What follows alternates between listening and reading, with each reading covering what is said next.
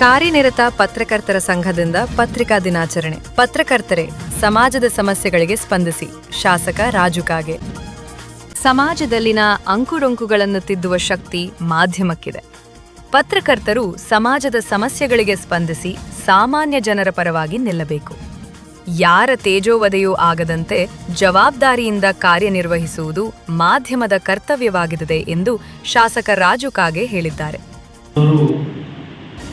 ಈ ದೇಶದಲ್ಲಿ ನಡೆಯುವ ಎಲ್ಲ ಆಚಾರ ವಿಚಾರಗಳನ್ನು ಎಲ್ಲ ಸುದ್ದಿ ಮಾಧ್ಯಮವನ್ನು ಬಿತ್ತನೆ ಮಾಡುವಂಥ ಕೆಲಸವನ್ನು ಪತ್ರಿಕಾ ಮಾಧ್ಯಮ ಇವತ್ತಿನ ದಿವಸ ಮಾಡ್ತಾ ಬಂದಿದೆ. ಈಗ ಬರ್ತಾ ಇರೋ ಎಲೆಕ್ಟ್ರಾನಿಕ್ ಮೀಡಿಯಾ ಹೆಚ್ಚಾಗಿ ಟಿ ವಿ ಮಾಧ್ಯಮ ಹೆಚ್ಚಾಗಿ ಅಥವಾ ಬೇರೆ ಬೇರೆ ಕಡೆಯಾಗಲಿ ಬೇರೆ ಬೇರೆ ಸುದ್ದಿಗಳನ್ನು ಬಿತ್ತನೆ ಮಾಡುವಂಥದ್ದು ಭಾಳ ಫಾಸ್ಟ್ ಆಗಿ ಭಾಳ ಸುಲಭವಾಗಿ ಬೆಳಕಿಗೆ ಬರ್ತಾ ಇದೆ. ಆದರೆ ಇತ್ತೀಚಿನ ದಿನಮಾನದಲ್ಲಿ ಏನಾಗಿರ್ತದೆ, ಕೆಲವು ಪತ್ರಿಕೆ ಮಾಧ್ಯಮಗಳು ಮತ್ತು ಕೆಲವು ಟಿ ವಿ ಮಾಧ್ಯಮದವರು ಕೆಲವರಿಗೆ ಸೀಮಿತ ಆಗಿ ಬಿಟ್ಟಿರ್ತಿದ್ದಾರೆ. ಕೆಲವು ಪಕ್ಷದವರು, ಕೆಲವು ಟಿ ವಿ ಮಾಧ್ಯಮದವರು BJP-ದವರು, ಕೆಲವು ಟಿ ವಿ ಮಾಧ್ಯಮದವರು ಕಾಂಗ್ರೆಸ್ದವರು, ಕೆಲವು JDS-ದವರು. ಈಗ ಆಗಬಾರ್ದು. ಯಾವಾಗಲೂ ಪಕ್ಷಾತೀತವಾಗಿ ನಾವು ಇರುವಂಥ ಸುದ್ದಿಗಳು ಯಾವುದೇ ಒತ್ತಡಕ್ಕೆ ಮಣಿಯದೆ, ಯಾವುದೇ ಪ್ರೆಷರ್ ಆಗಲಿ, ಯಾವುದೇ ರಾಜಕೀಯ ಆಗಲಿ ಅಥವಾ ಯಾವುದೇ ಅಧಿಕಾರಿಗಳ ಒತ್ತಡಕ್ಕೆ ಮಣಿಯದೆ ಸ್ಪಷ್ಟವಾಗಿ ಇರುವಂಥ ಶಕ್ತಿ, ಆ ಶಕ್ತಿ ನಮ್ಮಲ್ಲಿದೆ. ಅವರು ಮಂಗಳವಾರ ದಿ 21ರಂದು ಪಟ್ಟಣದ ಆಚಾರ್ಯ ಶ್ರೀ 108 ವಿದ್ಯಾಸಾಗರ ಶಿಕ್ಷಣ ಸಂಸ್ಥೆಯಲ್ಲಿ ತಾಲೂಕಾ ಕಾರ್ಯನಿರತ ಪತ್ರಕರ್ತರ ಸಂಘದ ವತಿಯಿಂದ ಹಮ್ಮಿಕೊಂಡಿದ್ದ ಪತ್ರಿಕಾ ದಿನಾಚರಣೆ ಕಾರ್ಯಕ್ರಮದಲ್ಲಿ ಮುಖ್ಯ ಅತಿಥಿಯಾಗಿ ಮಾತನಾಡುತ್ತಿದ್ದರು. ಇವತ್ತಿನ ದಿನಮಾನಗಳಲ್ಲಿ ಕೆಲವು ಲೋಪದೋಷಗಳನ್ನು ನಾವು ಪತ್ರಿಕಾ ಮಾಧ್ಯಮದಲ್ಲಿ ಆಗಲಿ ಟಿ ವಿ ಮಾಧ್ಯಮದಲ್ಲಿ ಕಾಣ್ತಾ ಇದ್ದೀವಿ. ಒಂದು ಏನಾದರೂ ಕೆಟ್ಟಾಗಿತ್ತು, ಆಕ್ಸಿಡೆಂಟ್ ಆಗಿತ್ತು ಅಥವಾ ಏನಾದರೂ ಒಂದು ಬಲಾತ್ಕಾರ ಆಗಿತ್ತು, ಅದನ್ನು ಒಂದು ತಿಂಗಳ ತನಕ ಅದನ್ನು ತೋರಿಸ್ತೇವೆ. ಒಂದು ಬಲಾತ್ಕಾರ ಆಗಿತ್ತು, ಒಂದು ಕೆಟ್ಟ ಏನಾರು ಮಾಡಿದ್ದು, ಒಂದು ಯಾವ ಹೋಗಿ ರಸ್ತಾದ್ಮೇಲೆ ನಿಂತ ಸಿಗರೇಟ್ ಸೇದಿತ್ತಂದ್ರೆ ಶಾಸಕರು ರಸ್ತೆ ಮೇಲೆ ನಿಂತು ಸಿಗರೇಟ್ ಸೇದಿದ್ದು ಅದನ್ನು ಒಂದು ತಿಂಗಳ ತನಕ ತೋರಿಸ್ತೇವೆ. ಕೆಲವರ ಸರ್ಕಾರದಿಂದ ನಡೆದಂಥ ಯೋಜನೆ ವಿಳಂಬನೆ ಆಗ್ತಾ ಇದ್ದಾವಲ್ಲ, ಆ ವಿಳಂಬನೆ ಆಗುವಂಥವು ಬಿಡಿಸಲ್ಲ. ಇವತ್ತು ಉದಾಹರಣೆ ಕೊಡ್ತೀನಿ ನಾನು. ಕುರ್ಚಿ ಉಗಾರ ಪ್ರೀತಿ ಯಾವಾಗ ಪ್ರಾರಂಭ ಆಯಿತು, ಅದ್ರ ಎಸ್ಟಿಮೇಟ್ ಎಷ್ಟಿತ್ತು, ಕಾಂಟ್ರಾಕ್ಟರ್ ಯಾರ, 2 ದಿವಸ ಇದೊಂದು ಕಟ್ಟಲಾಗತ್ತಿ, 2 ದಿವಸ ಮುಗಿಸ್ಬೇಕಾಗಿತ್ತು. ಇನ್ನು ಲೋಕಾರ್ಪಣೆ ಎಂದಾಗುತ್ತೆ ಯಾವುದು ಉಗಾರ ಕುರ್ಚಿ ರಸ್ತೆ ಅದು ಬ್ರಿಡ್ಜ್ ಅದು ಆಗೈತಂದ್ರೆ ಈ ಮನೆ ಒಂದು ಸ್ವಲ್ಪ ನದಿ ಬಂದ್ರೆ ಬ್ರಿಡ್ಜ್ ಮ್ಯಾಗ ನೀರು ಬಂದು ಪೊಲೀಸ್ ಹೋಗೋದು ಬಂದು ಮಾಡಿಬಿಟ್ಟು ನೀರು ಬಂದೇ ಹೋಗಿದ್ದು ಪ್ರಿಕಾಷನ್ ಕಡೆ ಮುಂಜಾಗ್ರತೆ ಅಂತ ಬಂದು. ಪತ್ರಕರ್ತರು ಕೇವಲ ಕೆಲವೇ ಸುದ್ದಿಗಳಿಗೆ ಸೀಮಿತಗೊಳ್ಳದೆ ಸಾಮಾಜಿಕ ಹಿತಾಸಕ್ತಿಯೊಂದಿಗೆ ಜನಸಾಮಾನ್ಯರಿಗೆ ಉಪಯೋಗವಾಗುವಂಥ ಸುದ್ದಿಗಳನ್ನು ಮಾಡಿ ಸಮಾಜದ ಸಮಸ್ಯೆಗಳಿಗೆ ಸ್ಪಂದಿಸಬೇಕು. ನಮ್ಮ ಕ್ಷೇತ್ರದಲ್ಲಿಯ ಕೃಷ್ಣಾ ನದಿಗೆ ನಿರ್ಮಾಣಗೊಳ್ಳುತ್ತಿರುವ ಕುಡಚಿ ಉಗಾರ, ಜುಗೂಳ ಖಿದ್ರಾಪುರ ಹಾಗೂ ಮೊಳವಾಡ ಚಿಂಚಲಿ ಸೇತುವೆಗಳ ಕಾಮಗಾರಿಗಳು ನೆನೆಗುದಿಗೆ ಬಿದ್ದಿವೆ. ಈ ಕುರಿತು ವರದಿಗಳನ್ನು ಮಾಡುವ ಮೂಲಕ ಸರ್ಕಾರ ಮತ್ತು ಅಧಿಕಾರಿಗಳ ಗಮನ ಸೆಳೆಯಬೇಕು. ಇದರಿಂದ ಈ ಭಾಗದ ಸಾರ್ವಜನಿಕರಿಗೆ ಬಹಳ ಅನುಕೂಲವಾಗಲಿದೆ ಎಂದರು.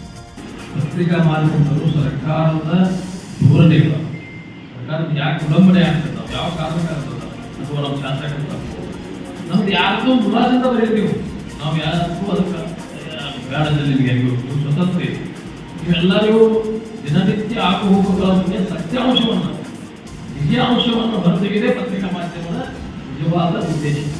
ಅದು ಬಿಟ್ಟು ಎಲ್ಲೇ ಒಂದು ಏನಾಯಿತು, ಹೋಗುವಂಥ ಭಾಷೆಯಲ್ಲಿ ಬೆಕ್ಕು ಬಾಟ ಬಂದು ಕಲ ಸತ್ತಿತು, ನಾಯಿ ಬಾಟ ಬಂದು ಸತ್ತಿತು, ವರದಿಗಳು ಇವ ಪೇಪರ್ದಾಗ ಇವ ಟಿ ವಿ ಮಾಧ್ಯಮದಾಗ ಇವ ಒಳ್ಳೆ ಮೇಲೆ ಬರೆಯೋದು ಹೋಗುದು. ಇದೆಲ್ಲ ಆಗಬಾರ್ದು. ನಾವು ಒಂದು ದಿವಸ ವಿನಂತಿ ಮಾಡ್ಬೋದೇವೆ, ಸತ್ಯಾಂಶವನ್ನು ಬರೀರಿ. ಸರ್ಕಾರದ ಒಂದು ಲೋಪದೋಷಗಳನ್ನು ಜನರ ಬೆಳಗ್ಗೆ ಇರ್ತದೆ. ನೀವು ಬರೆದ್ರಿಂದ ಯಾಕೆ ನನಗೆ ಹೇಳೋದು ಲೋಕ ವರ್ಕ್ ಆಗ್ತದೆ.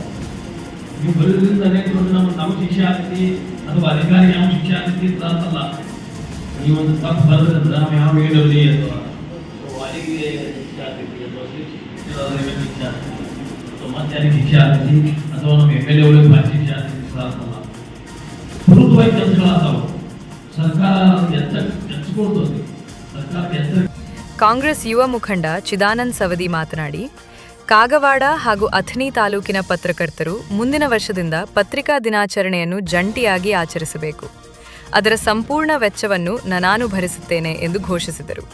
ಕನ್ನಡ ಭಾಷೆ ಪ್ರಥಮ ಪತ್ರಿಕಾ ಪಬ್ಲಿಷ್ ಆಗಿರ್ತದೆ.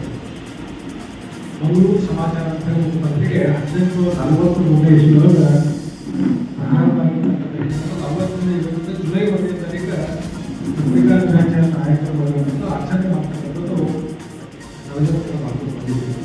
ಹಾಗೆ ಅದನ್ನೇ ಕೂಡ ಗ್ರಾಮೀಣ ಭಾಗ ಬದಲಿನ ಎರಡು ಕಡೆ ಕಾರ್ಯಕ್ರಮ ಕೂಡ ಬಹಳ ಅರ್ಥಪೂರ್ಣವಾಗಿದೆ. ಕಳೆದ ವರ್ಷ ಕೂಡ ಕಾರವಾರ ತಾಲೂಕು ಪತ್ರಕರ್ತರ ಸಂಘಗಳು 50 ಸಂಘಗಳು ಕೂಡ ಅವ್ರ ಕಾರ್ಯಕ್ರಮದಲ್ಲಿ ಭಾಗವಹಿಸ್ತಕ್ಕಂಥ ಒಂದು ಸೌಭಾಗ್ಯ ನನಗೆ ಈ ವರ್ಷ ಕೂಡ ನಮ್ಮ ಹಿರಿಯರೆಲ್ಲರೂ ಮತ್ತು ಈ ವರ್ಷ ಕೂಡ ಪತ್ರಕರ್ತರಾಗಿ ನಾವು ಬರಬೇಕು ಕಾರ್ಯಕ್ರಮವನ್ನು ಹಾಕಿ ಬರಬೇಕು ಅಂತ ಹೇಳೋದು ಬಹಳ ಸಂತೋಷವಾಗುತ್ತೆ. ಇವತ್ತು ರಾಷ್ಟ್ರಪೂರ್ಣವಾಗಿರ್ತಕ್ಕಂಥ ಕಾರ್ಯಕ್ರಮದಲ್ಲಿ ನಾವು ಕೂಡ ಕೇಳಿದೆ. ಈಗಾಗಲೇ ಕಾಗೇಶ್ ಸಾಹೇಬ್ ಹೇಳಿದ್ರೆ ಬಹುಶಃ ಇತ್ತೀಚಿನ ದಿನಮಾನಗಳ ಮತ್ತು ನಮ್ಮ ಪ್ರಜಾಪ್ರಭುತ್ವದಲ್ಲಿ 4 ಹಂತಗಳಲ್ಲಿ ಪತ್ರಿಕಾರರು ಕೂಡ ಇವತ್ತು ಕಾರ್ಯನಿರ್ವಹಿಸುವ ಶಾಸಕಾಂಗ ನ್ಯಾಯಾಂಗ ಪತ್ರಿಕಾರರು ಕೂಡ ನಮ್ಮ ಪ್ರಜಾಪ್ರಭುತ್ವದೊಳಗೆ ಅಂಗವಾಗಿ ಕೆಲಸ ಮಾಡ್ತಾರೆ. ಬಹುಶಃ ಇವತ್ತು ಕಾರ್ಯಕಾರಣ ಮಾಡ್ತಕ್ಕಂಥ ತಪ್ಪು ಮತ್ತು ಸಮಾಜ ಯಾವ ರೀತಿ ಯಾವ ಕಡೆ ಹೋಗಬೇಕಿದ್ದು ರೀತಿ ತಿಳಿಸ್ಕೊಳ್ತಕ್ಕಂಥ ಕೆಲಸ ಮಾಡ್ತಕ್ಕಂಥದ್ದು ಯಾರಾದ್ರಿಂದ ಅದು ನಮ್ಮ ಪತ್ರಕರ್ತರು ನಮ್ಮ ಹಂಪಡೆ ಸಂದರ್ಭದಲ್ಲಿ ಬಹುಶಃ ಪತ್ರಕರ್ತರ ಬಗ್ಗೆ ಇವತ್ತು ಅಲ್ಲದೆ ಮಾಜಿ ಉಪಮುಖ್ಯಮಂತ್ರಿ ಲಕ್ಷ್ಮಣ ಸವದಿ ಹಾಗೂ ಶಾಸಕ ರಾಜು ಕಾಗೆ ಅವರ ನಡುವೆ ಭಿನ್ನಾಭಿಪ್ರಾಯವಿದೆ ಎಂಬ ಸುದ್ದಿ ಸತ್ಯಕ್ಕೆ ದೂರವಾಗಿದೆ. ಇಬ್ಬರೂ ಪರಸ್ಪರ ಸಹಕಾರದೊಂದಿಗೆ ಅಭಿವೃದ್ಧಿ ಕಾಮಗಾರಿಗಳನ್ನು ಕೈಗೊಳ್ಳುತ್ತಿದ್ದಾರೆ ಎಂದು ಸ್ಪಷ್ಟಪಡಿಸಿದರು.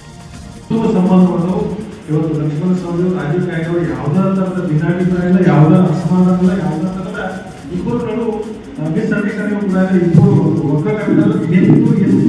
ಯಾವತ್ತೂ ಕೂಡ ಒಗ್ಗಟ್ಟಾಗಿ ಇದ್ದರು. ಅದಕ್ಕೆ ಬಹುಶಃ ನನ್ನ ತಂದೆ ಸ್ಥಾನದಲ್ಲಿ ಇವತ್ತು ನಾನು ಮಾರ್ಗದರ್ಶನ ಮಾಡ್ತಕ್ಕಂಥ ರಾಜು ಕಾಗೆ ಬಗ್ಗೆ ನಮ್ಗೆ ಯಾವುದೇ ಥರದ ಅಸಮಾಧಾನ, ಯಾವುದೇ ಥರದ ಭಿನ್ನಾಭಿಪ್ರಾಯ ಇಲ್ಲ. ಅವರು ಧರ್ಮದ ನಿರ್ಮಾಣದಾಗ ಅವ್ರು ಯಾವ ರೀತಿ ಹೇಳ್ತಾರೆ ಅದೇ ರೀತಿ ನನ್ನ ಜೀವನವನ್ನು ಮುಂದುವರೆಸ್ತೇನೆ ಮಾತನಾಡುವ ಸಂದರ್ಭದಲ್ಲಿ ಹೇಳಿ ಬಹುಶಃ ಪರಮಾನಂದವಾಡಿ ಬ್ರಹ್ಮಾನಂದ ಮಠದ ಅಭಿನವ ಬ್ರಹ್ಮಾನಂದ ಶ್ರೀಗಳು ಆಶೀರ್ವಚನ ನೀಡಿ ಸಮಾಜದ ಸಮಸ್ಯೆಗಳನ್ನು ಬೆರಕಿಗೆ ತರುವ ಮಹತ್ವದ ಸೇವೆಯನ್ನು ಪತ್ರಕರ್ತರು ಮಾಡುತ್ತಿದ್ದಾರೆ. ಎಲ್ಲ ಪತ್ರಕರ್ತರು ಒಗ್ಗಟ್ಟಿನಿಂದ ಸಮಾಜ ಸೇವೆ ಮುಂದುವರಿಸುವುದರ ಜೊತೆಗೆ ತಮ್ಮ ಆರೋಗ್ಯದ ಬಗ್ಗೆಯೂ ಕಾಳಜಿ ವಹಿಸಬೇಕು ಎಂದು ಹೇಳಿದರು. ಮತ್ತು ಮಲಗಿರತಕ್ಕಂಥ ಅಧಿಕಾರಿಗಳನ್ನ ಪಡೆದು ಎಚ್ಚರಿಸಲಿಕ್ಕೆ ಒಂದು ಮಹತ್ವದ ಪಾತ್ರವನ್ನೇ ನೀಡುತ್ತಾ ಇರುವಂತಹ ಒಂದು ಯಾವುದಾದ್ರೂ ಅಂಗ ಇದ್ರೆ ಅದು ಪತ್ರಿಕಾ ರಂಗ ಅನ್ನತಕ್ಕಂಥದ್ದು ನಾವೆಲ್ಲರೂ ಕೂಡ ತಿಳ್ಕೊಳ್ಬೇಕಾಗಿದೆ. ಇವತ್ತು ಮಾಧ್ಯಮದ ಮಿತ್ರರು ಏನ್ ಮಾಡಬೇಕಾಗಿದೆ ಅಂದ್ರೆ ಉತ್ತಮ ವರದಿಗಳನ್ನ ಕೊಡಬೇಕಾಗಿದೆ ಸಮಾಜಕ್ಕೆ. ಎಲ್ಲರಲ್ಲಿಯೂ ಕೂಡ ಆಶೆಗಳಿರುತ್ತವೆ, ಆದ್ರೆ ಪತ್ರಿಕಾ ರಂಗದಲ್ಲಿ ಆಸೆ ಆಮಿಷಗಳಿಗೆ ಬಲಿಯಾಗಲಾರದೆ ನಿಷ್ಪಕ್ಷಪಾತವಾಗಿ ಈ ಸಮಾಜಕ್ಕೆ ಒಂದು ಉತ್ತಮವಾದ ಕೊಡುಗೆಯನ್ನ ಕೊಡುವಂತಹ ಪ್ರಯತ್ನವನ್ನ ಎಲ್ಲ ಪತ್ರಿಕಾ ಮಂಡಳದವರು ಮಾಡಬೇಕು ಅನ್ನುವಂಥದ್ದು ನನ್ನದೊಂದು ಸವಿನಯ ಪ್ರಾರ್ಥನೆಯದ. ಯಾಕೆ ಅಂತಂದ್ರೆ ಶಾಲೆಯೊಳಗೆ ಒಬ್ಬ ಶಿಕ್ಷಕರು ಏನಾದರೂ ಪಕ್ಷಪಾತ ಮಾಡಿದ್ರು ಅಂದ್ರೆ ಅವರು ಮೌನವಾಗಿ ಸುಮ್ಮನೆ ಕೂತ್ಕೊಂಡ್ರು ಅಂದ್ರೆ ಕರ್ತವ್ಯದಿಂದ ವಂಚಿತರಾದ್ರು ಅಂತಂದ್ರೆ ಶಾಲೆಯೊಳಗೆ ವಿದ್ಯಾರ್ಥಿಗಳು ದಾರಿ ತಪ್ಪುತ್ತಾರೆ.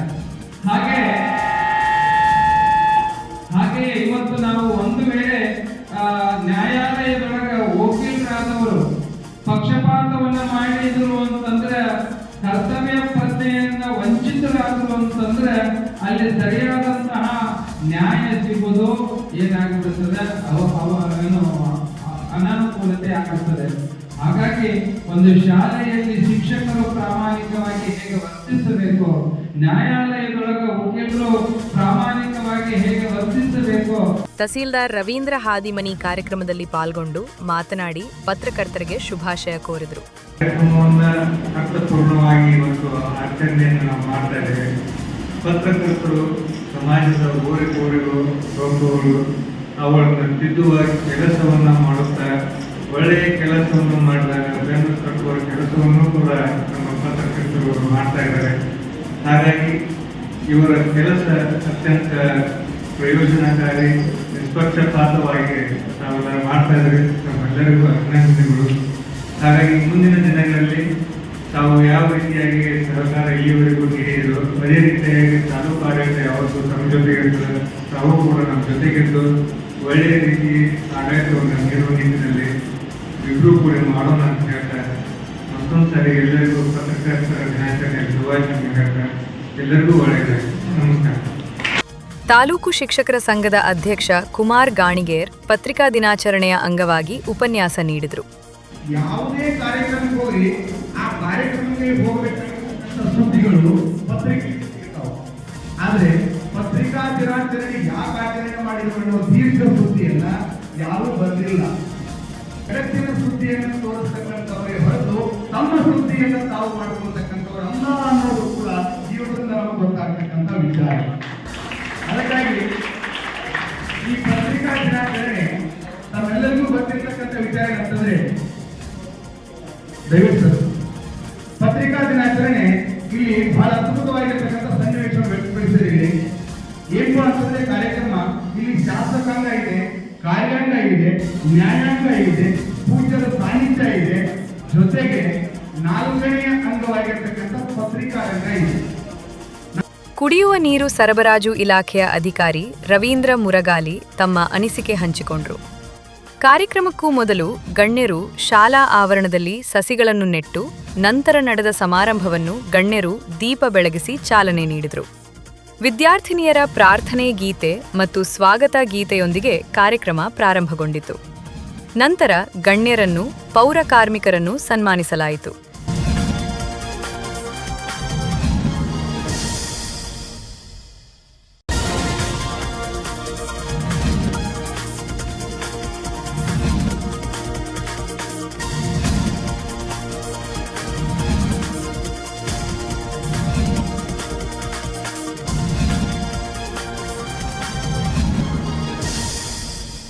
ಈ ವೇಳೆ ತಾಲೂಕಾ ಪಂಚಾಯತ್ ಇಒ ವೀರಣ್ಣವಾಲಿ, ಆರೋಗ್ಯಾಧಿಕಾರಿ ಡಾಕ್ಟರ್ ಬಸಗೌಡ ಕಾಗೆ, ಲೋಕೋಪಯೋಗಿ ಇಲಾಖೆ ಅಭಿಯಂತರ ಎಂಎಸ್ ಮಗದುಮ್ಮ, ನೀರಾವರಿ ಇಲಾಖೆ ಅಧಿಕಾರಿ ರವೀಂದ್ರ ಮುರುಗಾಲಿ, ಕ್ಷೇತ್ರ ಶಿಕ್ಷಣಾಧಿಕಾರಿ ಚೆನ್ನಿಗರಾಮಯ್ಯ, ಸಿಡಿಪಿಒ ರವೀಂದ್ರ ಗುದ್ದೇನವರ್, ಪಿಎಸ್ಐ ರಾಘವೇಂದ್ರ ಖೋತ್, ಅರಣ್ಯಾಧಿಕಾರಿ ರಾಕೇಶ್ ಅರ್ಜುನವಾಡ್, ಬಿಸಿಯೂಟ ಯೋಜನೆಯ ಮಲ್ಲಿಕಾರ್ಜುನ್ ನಾಮದಾರ್, ಹೆಸ್ಕಾನ್ನ ಎಎಸ್ ಮಾಕಾಣಿ, ಆಚಾರ್ಯ ವಿದ್ಯಾಸಾಗರ ಶಿಕ್ಷಣ ಸಂಸ್ಥೆಯ ಅಧ್ಯಕ್ಷ CA Mugadumma, SS Jamakhandi, RD Kulkarni, ಮುಖಂಡರಾದ ಅಭಯಕುಮಾರ್ ಅಕಿವಾಟೆ, ಸಿದ್ದಪ್ಪ ಕನಾಳೆ, ಜ್ಯೋತಿಕುಮಾರ್ ಪಾಟೇಲ್, ಪ್ರಕಾಶ್ ಪಾಟೇಲ್ ಮತ್ತು ತಾಲೂಕಿನ ವಿವಿಧ ಇಲಾಖೆಗಳ ಅಧಿಕಾರಿಗಳು, ಕಾರ್ಯನಿರತ ಪತ್ರಕರ್ತರ ಸಂಘದ ಜಿಲ್ಲಾ ಸಂಚಾಲಕ ಸುಕುಮಾರ್ ಬನ್ನೂರೆ, ತಾಲೂಕಾಧ್ಯಕ್ಷ ಸಿದ್ದಯ್ಯ ಹಿರೇಮಠ್, ಉಪಾಧ್ಯಕ್ಷ ಪ್ರಭಾಕರ್ ಗೊಂದಲಿ, ಖಜಾಂಚಿ ಸುರೇಶ್ ಕಾಗಲಿ, ಕಾರ್ಯದರ್ಶಿ ವಿಜಯಮಾಂತೇಶ್ ಅರಕೇರಿ, ಪತ್ರಕರ್ತರಾದ ಸಚಿನ್ ಕಾಂಬಳೆ, ಮುರುಗೇಶ್ ಗಸ್ತಿ, ಬಸವರಾಜ್ ತಾರದಾಳೆ, ಅಮರ್ ಕಾಂಬಳೆ ಸೇರಿದಂತೆ ಅನೇಕ ಪತ್ರಕರ್ತರು, ಗಣ್ಯರು ಉಪಸ್ಥಿತರಿದ್ದರು. ವಿಜಯ ಮಹಾಂತೇಶ್ ಅರಕೇರಿ ಸ್ವಾಗತಿಸಿ ವಂದಿಸಿದರು. ಸಂಗಮೇಶ್ ಜಮಖಂಡಿ ನಿರೂಪಿಸಿದರು. ಪಂಚ್ ನ್ಯೂಸ್ಗಾಗಿ ಕಾಗವಾಡದಿಂದ ಬಸವರಾಜ್ ತಾರದಾಳೆ.